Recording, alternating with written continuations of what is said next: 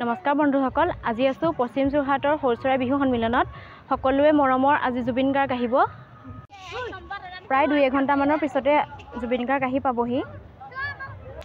আজি ভাল লাগিছে, আজি জুবিন গাৰ্গক ওচৰৰ পৰা চাবলৈ পাম আৰু যদি পাৰোঁ অকণমান নাচিম।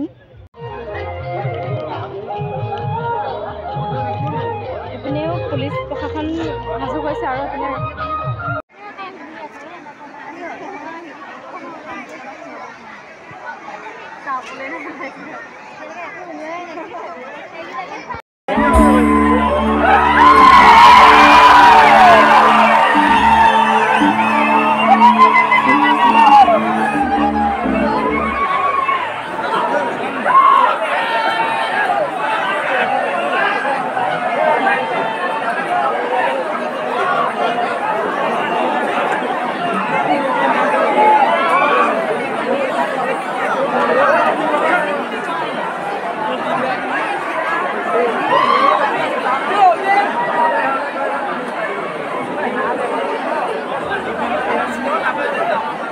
আমি সকলোৱে জানো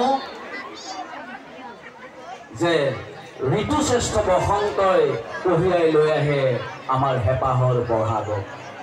কৃষ্টিতেই কৃষ্টি সেয়ে কোৱা হৈছে যে বহাগ মাথো এটা শব্দ নহয়, বহাগ মাথো এটা শব্দ নহয়, নহয় কিছু নাচ আৰু গানৰ সমষ্টি। বহাগ হ'ল অহৰহ আমাৰ প্ৰেৰণাৰ দৃষ্টি, বহাগতেই লুকাই আছে অসমীয়াৰ জনজীৱনৰ কৃষ্টি, জনজীৱনৰ কৃষ্টি, জনজীৱনৰ কৃষ্টি।